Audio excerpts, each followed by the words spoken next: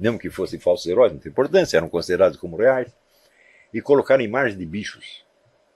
O que é isso aí? A dissolução de uma cultura nacionalista e a introdução de uma cultura ecológica.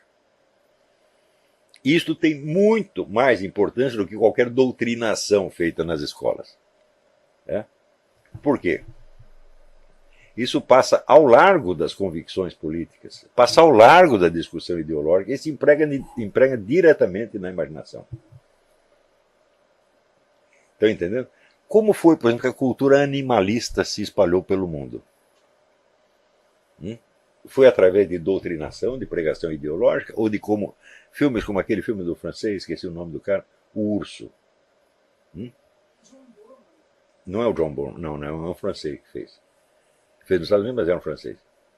Em que um pobre ursinho, a mãe dele morre, ele fica desgarrado e no fim ele encontra um ursão que o protege do malvado caçador. Isso se tornou uma coisa tão natural para as pessoas, mas tão natural, que sem jamais ter ouvido um discurso animalista, todas elas são animalistas. Porque esta é a imagem.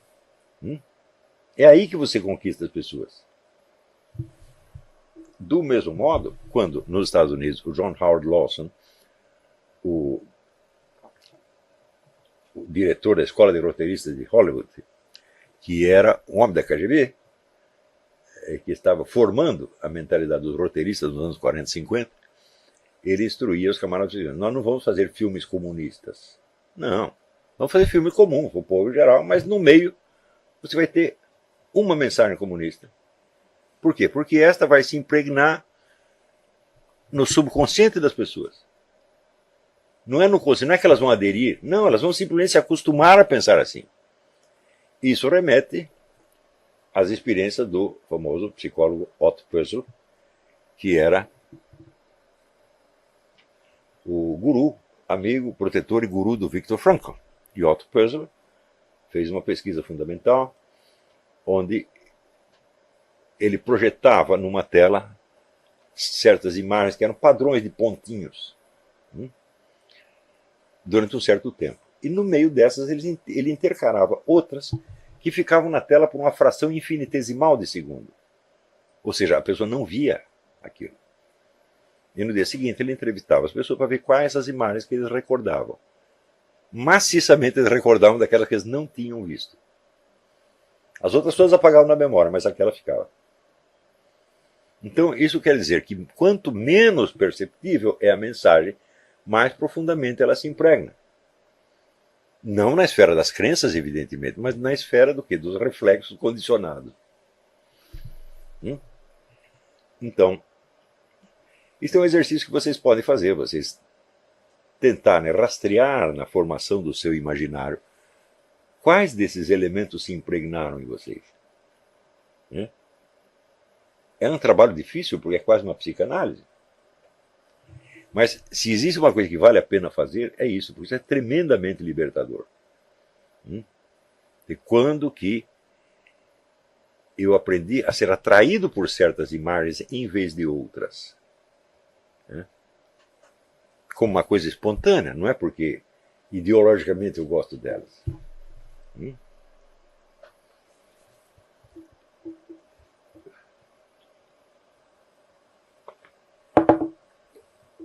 Do mesmo modo que isso acontece com as imagens, acontece com palavras.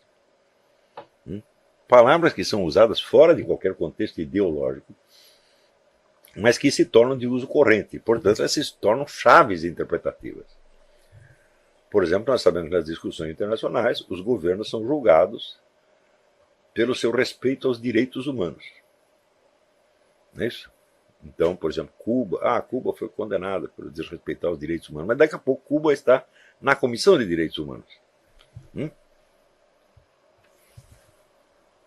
Por que isso acontece? É simples, porque direitos humanos não é um conceito, é um fetiche verbal. Ele não corresponde efetivamente a nada. A própria noção, vamos dizer, de direito, ela já chega a nós esvaziada do seu efetivo conteúdo conceptual e transformada num valor. Ter direito é um valor, é uma coisa boa. Eu digo, bom, pode ser bom, mas me diga o que é. Ah, não sei. Não sei o que é, mas é bom. Na verdade, toda esta conversa de direitos humanos é sempre um pretexto para ampliação do poder do Estado, sempre. Já expliquei isso até no filme do Jardim das Aflições, eu toco no assunto. Tá certo? Então, palavras como essa, né, direitos humanos, igualdade, etc., tudo isso se impregna na imaginação fora de qualquer conteúdo doutrinal ideológico. E se tornam, vamos dizer, chaves interpretativas que você usa no seu dia a dia. Quantas vezes você fez uma revisão disso aí? Ah, deixa eu rever essas imagens primordiais, por assim dizer, para ver se elas estão me instalando na realidade ou me levando para o mundo da lua. Isso é coisa, eu nunca fazia isso. O único lugar que está ensinando a fazer isso é o meu curso. E mesmo assim, não há condição de eu ensinar sistematicamente, dar exercício, etc. Eu só menciono, olha, a coisa existe, e vocês procurem, vamos dizer, aprender isso de alguma maneira. Tá certo? Então, muito bem, esses aqui são os conceitos básicos para o exame da guerra cultural. Nas próximas aulas eu vou pegar alguns exemplos históricos de guerra cultural, a começar por um que muita gente não vai gostar, que é a guerra cultural empreendida pela Reforma Protestante contra a Igreja Católica, que foi, ao longo da história, a campanha difamatória mais longa, universal e bem-sucedida da história humana. Porque começa no meio do século XVI e se prolonga até hoje em modo crescente. Se você procurar, por exemplo, no próprio YouTube, o número de vídeos que falam das máquinas de tortura da Inquisição é uma coisa monstruosa. Só tem o seguinte, essas máquinas nunca existiram. Nenhuma. No Brasil formaram agora na Inquisição um museu da Inquisição e estão lá Belo Horizonte, estão lá as máquinas de tortura da Inquisição. Eu digo, mas meu Deus, como é que elas foram parar em Belo Horizonte? É claro, alguém as fabricou, botou lá e disse que eram máquinas da Inquisição. Então, isso está amplamente disseminado. Claro, tem alguns livros de história que falam disso, mas o principal não são livros de história, são romances. No século XIX, nos Estados Unidos, houve uma imensa literatura anti-inquisitorial, de ficção. Foi um sucesso medonho. Eu acho que era o segundo assunto que as pessoas mais liam. O primeiro era histórias de faroeste. As histórias dos grandes pistoleiros, etc. O segundo era a Inquisição, isso século XIX. De modo que isso se impregna na imaginação americana de uma maneira terrível. E o simples fato de você levantar a discussão provoca imediatamente reações indignadas. Ou seja, é algo que não pode ser contestado, não pode ser posto em dúvida. Se você disser isso se arraigou como um dogma, fala, mas nenhum dogma se arraiga desta maneira. Isto não é dogma, isto é imaginação, gente. Quer dizer, o próprio fato de você usar... Por que você usa a palavra dogma?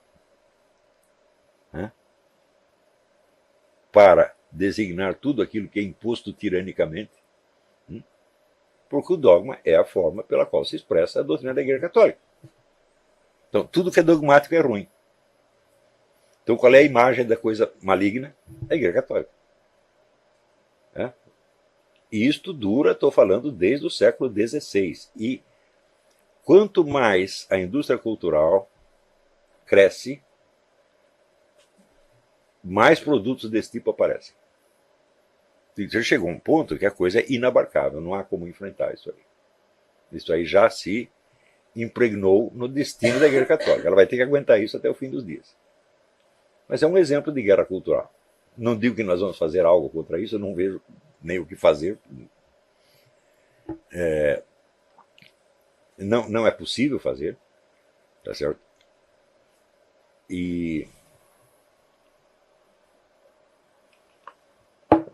este modelo, ele foi 100% copiado, primeiro pela campanha iluminista anticatólica no século XVIII e depois pelos comunistas no século XX.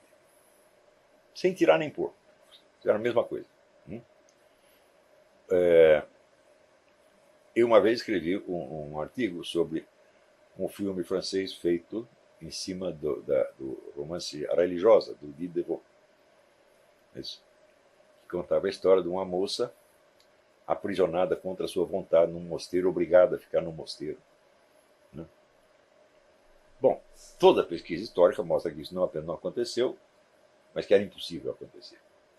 E pior, a pesquisa histórica também revelou que o Diderot estava plenamente consciente de que a coisa era uma mentira e que ele achava isso muito engraçado, ele ter enganado todo mundo.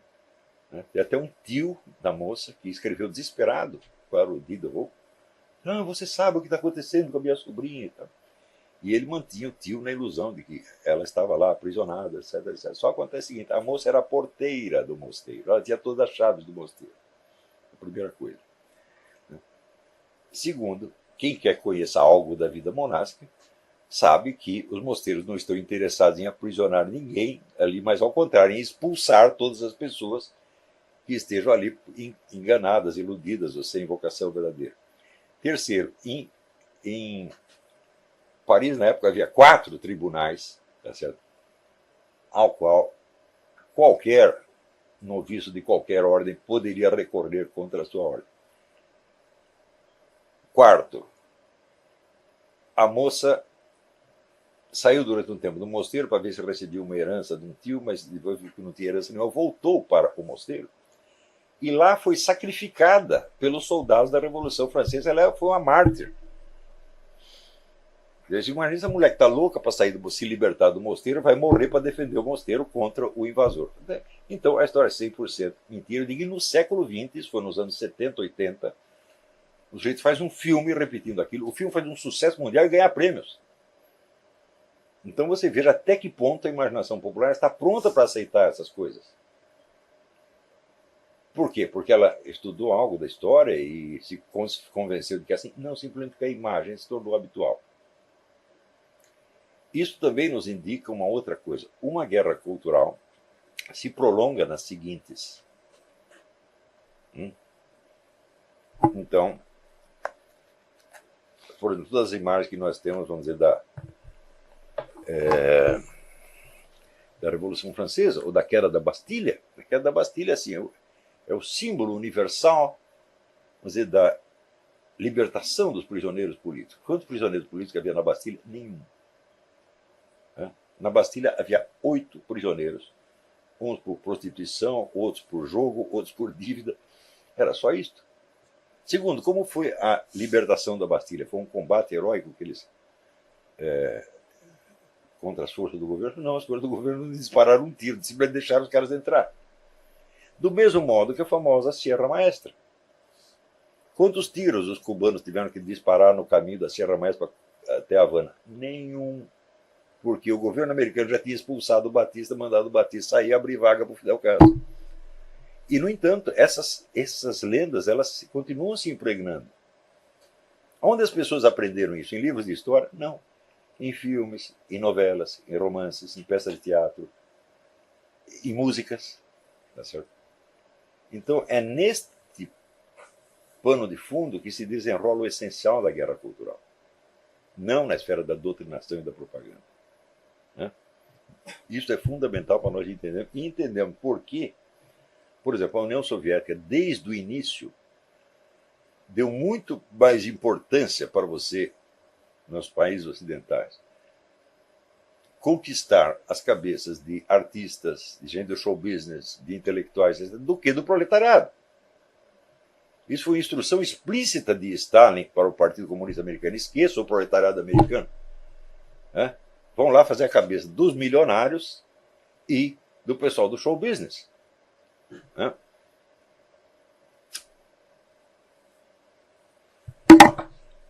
Então, no caso brasileiro, nós podemos acompanhar toda a formação do imaginário atual a partir da literatura dos anos 60. Da literatura e do cinema dos anos 60. E vocês vão ver que as crenças, entre aspas, principais, estão pré-formadas nesse mundo das imagens. De modo que não é preciso propaganda alguma. O sujeito está vendo as coisas daquela maneira. Ele está vendo por quê? Porque ele viu na tela, meu Deus do céu. E aquilo que você não é capaz de imaginar, você não é capaz de pensar também. Né? O filósofo Alain, ele dava o seguinte exemplo, para ver até que ponto o nosso imaginário é dependente, vamos dizer, daquilo que nós percebemos efetivamente. Ele diz, olha, você abre a boca como quem vai dizer A e tenta pensar o som de U.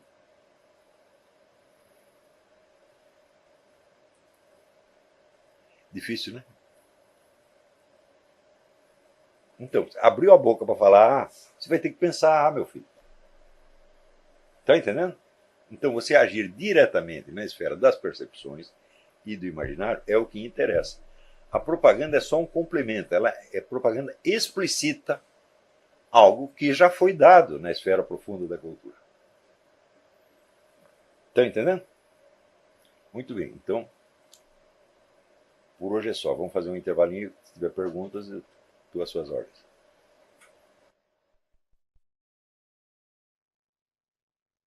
Então vamos lá, nós temos aqui 30 e tantas páginas de perguntas, um absurdo.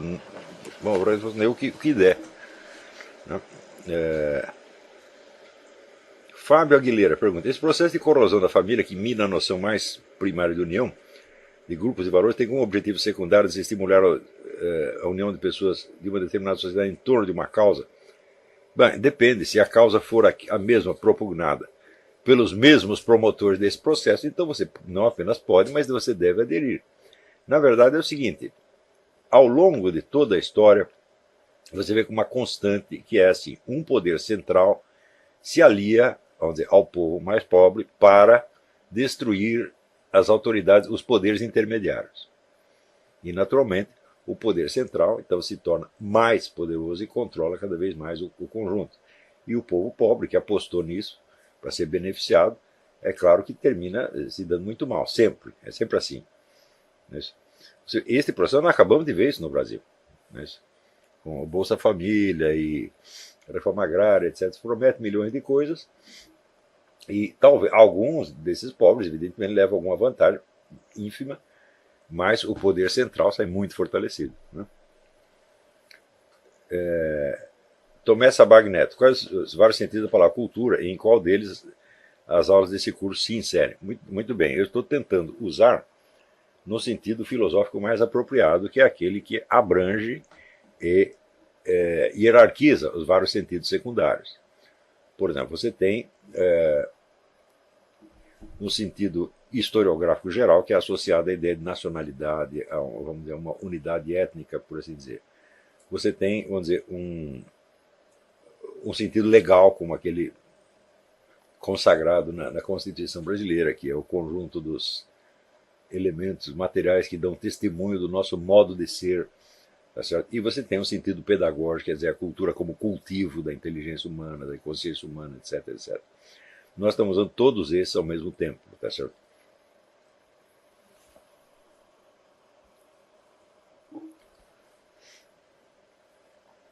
Marcos Ilho, os termos da linguagem popular como homofobia, fascismo, etc., podem se encaixar nessa categoria de fetiche linguístico, mas sem a menor sombra de dúvida. Agora, o que adiantaria você usar esses termos se você não tivesse milhões de filmes antifascistas, novelas antifascistas, livros antifascistas, quer dizer, tudo o que surgiu, toda a cultura que surgiu da Segunda Guerra Mundial, serviu eminentemente para camuflar o seguinte: qual foi o resultado da guerra? Foi entregar metade da Europa a uma ditadura muito pior do que a alemã. Se você não pode, se você estudar direito a história, você vai ver que jamais o governo do Hitler chegou a ter sobre a sociedade alemã o tipo de controle que o governo soviético dispunha na Rússia. Nada, nada, nada. Até o fim, você vê, na Alemanha, por exemplo, existiam vários serviços secretos que operavam independentemente, um boicotando o outro.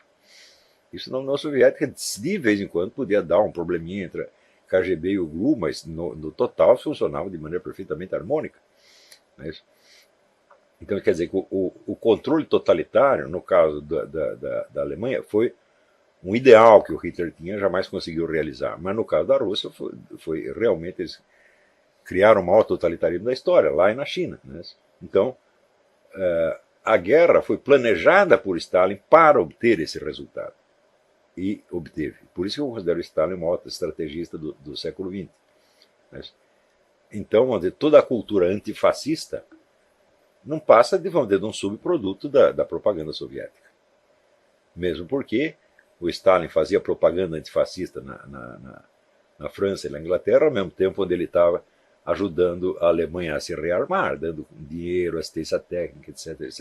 Ele está fomentando o crescimento do poder nazista que ele mesmo combatia no exterior.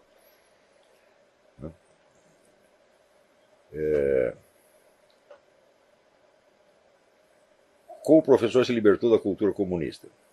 Como você engoliu, por assim dizer? Bom, foi um processo muito demorado.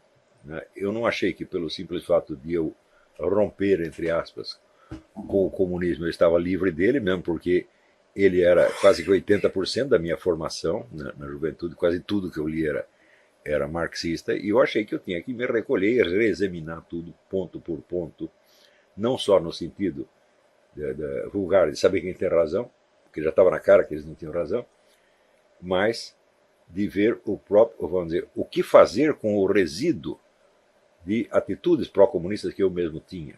Inclusive a lealdade para com o partido. Você sai do partido, mas você continua, de certo modo, leal aos companheiros.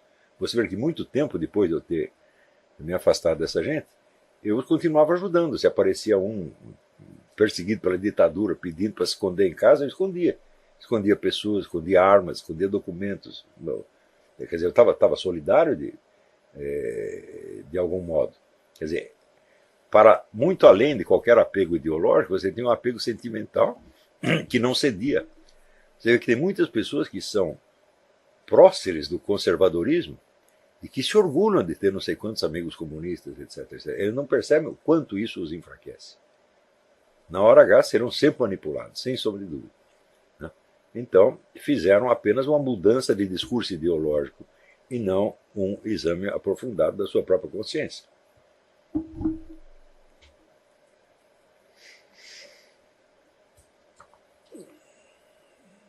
Adolfo Saxida. Se o socialismo nunca chegará ao poder com essa ideia, então o que aconteceu na Venezuela? A Venezuela não é um regime inteiramente socialista ainda.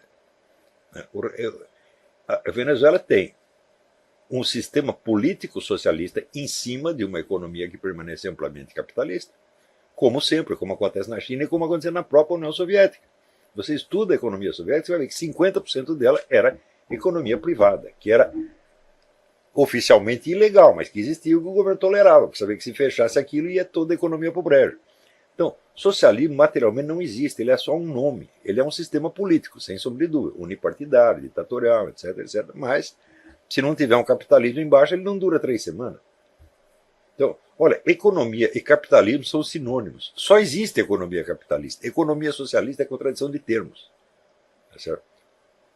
Você pode chamar de economia socialista meio a meio, como na Suécia, por exemplo.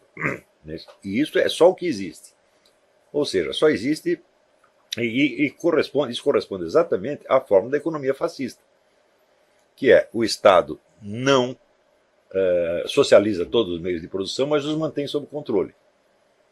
Tá certo? Então, você é o capitalista, você é o dono da sua empresa, só que você tem que produzir o que a gente quer, vender pelo preço que a gente quiser, para quem a gente quiser e assim por diante. Em suma, como dizia o Hitler, botar os capitalistas de joelhos. Isso é economia fascista. Então, o que existe na Suécia? Economia fascista. O que existe na China? Economia fascista. Então, só existem 2 tipos de economia: economia liberal e economia fascista. Não tem outra alternativa. O resto são só palavras.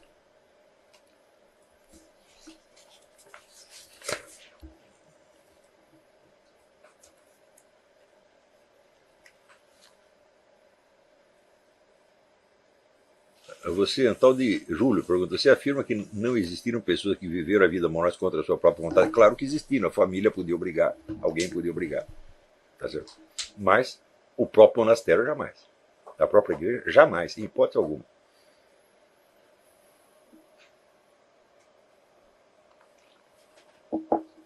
Quer dizer, não existe nenhum caso documentado, especialmente nesse caso da Revolução Francesa, o que aconteceu foi exatamente o contrário. Quer dizer, todas as monjas daquele monastério morreram mártires da Revolução, inclusive a famosa personagem do Diderot.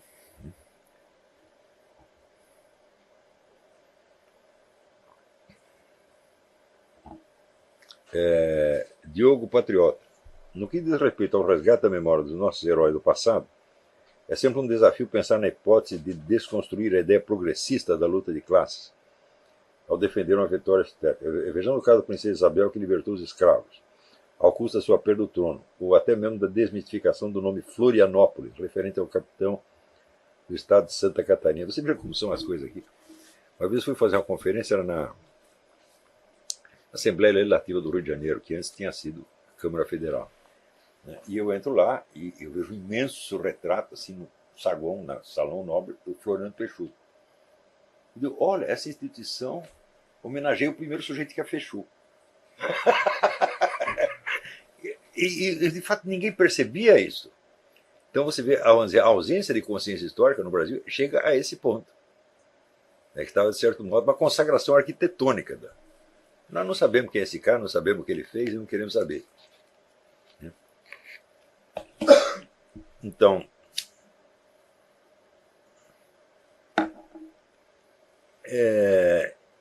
bom, resgate da memória dos nossos heróis no passado. Eu já observei aqui o seguinte: o Brasil surgiu graças a Dom João VI, que é o sujeito que fundou o país, praticamente, criou o país. E nunca se fez um filme em homenagem a Dom João VI. O único filme que se fez foi contra ele, que é aquele filme da Carla Camurati. Então, você pode fazer um filme, uma sátira, de um personagem que já é badalado para tudo quanto é lado. Você pode fazer um filme de sátira, inteiramente normal. Mas se o único filme que fizeram foi a sátira, então tem algo errado nessa cultura. Quer dizer, a destruição da identidade nacional faz parte da cultura nacional. Para ser substituída por uma segunda espécie de nacionalismo que é voltado apenas para o culto do território, tipo o petróleo é nosso.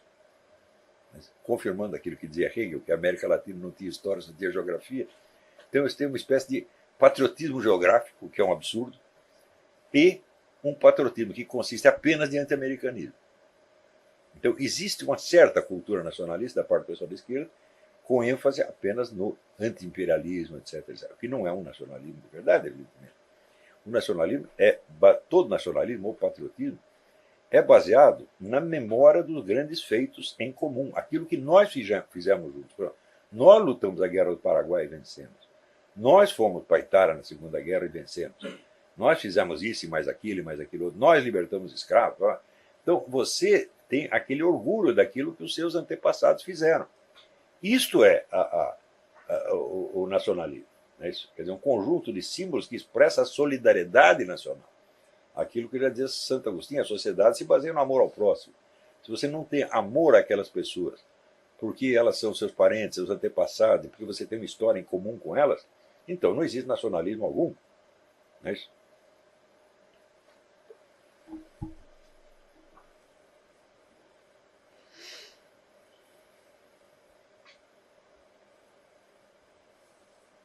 Diogo Coelho, tem uma pergunta que está relacionada ao seu papel no contexto maior da cultura.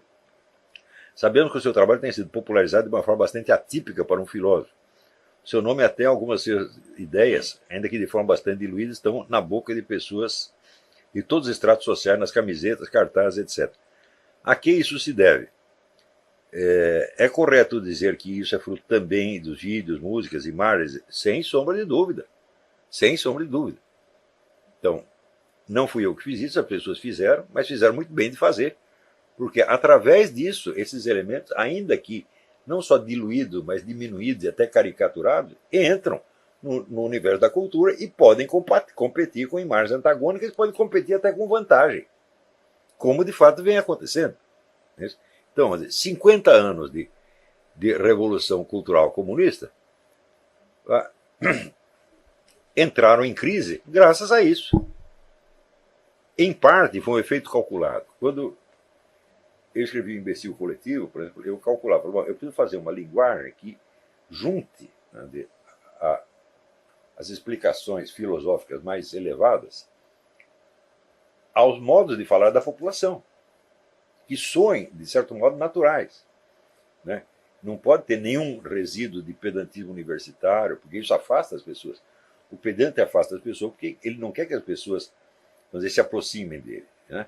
Ele quer que o vejam à distância, como sendo um monstro sagrado. Eu falo, não, tem que fazer exatamente o contrário. Quer dizer, eu sou um Zé Mané como você, eu sou apenas um Zé Mané que estudou, tá certo?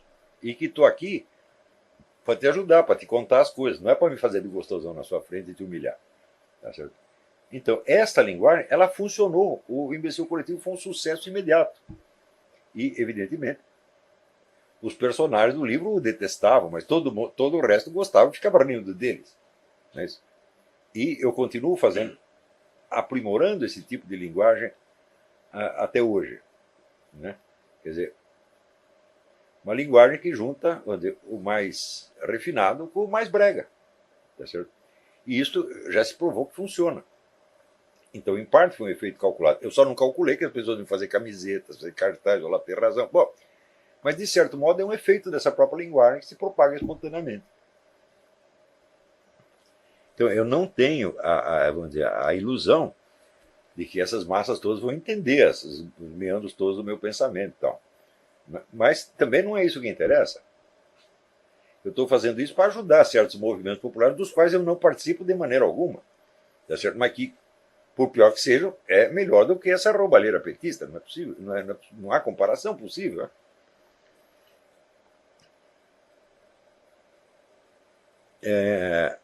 Humberto Alexander de Menezes Pereira. Em relação à Revolução Francesa, por qual razão, em um contexto de guerra cultural, fizeram de Napoleão uma figura semi-lendária? Muito bem. Napoleão se tornou a figura lendária em vida, por várias características peculiares, por ter sido o general mais jovem, por obter uma vitória atrás da outra, e porque, durante algum tempo, ele foi o provedor da França. A França só tinha algum dinheiro, quer dizer, a Revolução destruiu toda a economia, e de onde vinha o dinheiro? O que o Napoleão roubava na Itália, na Espanha, na Áustria, no Reich Parta, e mandava para lá. Tá certo? Então, a nação inteira dependia dele, de algum modo. Como é que o cara não vai virar um mito nessas circunstâncias? Agora, como todo governante elevado, vamos dizer, um padrão mítico, ele acaba sendo sacrificado no rito de bode expiatório no final. No fim, a culpa de tudo é de Napoleão Bonaparte. É isso?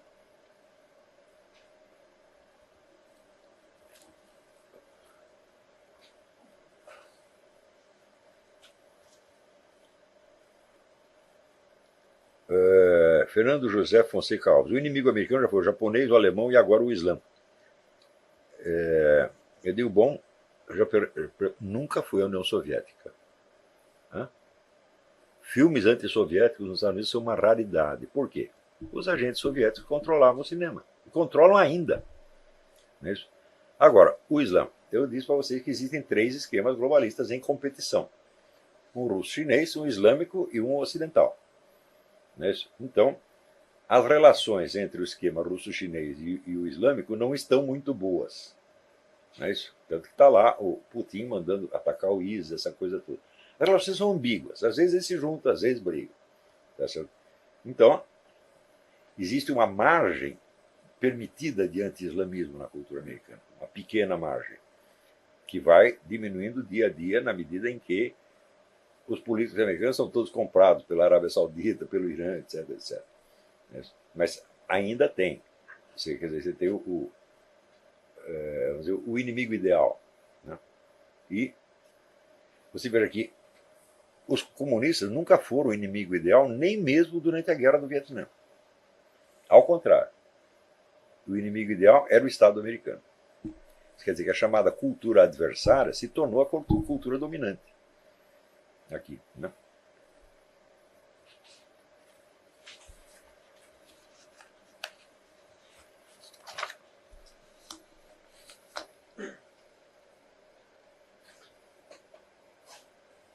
Beatriz Kisses. Professor, não consigo nem perguntar, porque é tudo muito surpreendente. Deixar introjetar. Amei. Obrigado, obrigado. Vanderlei Lopes. Esse seria então o anticristo profetizado nas escrituras sagradas?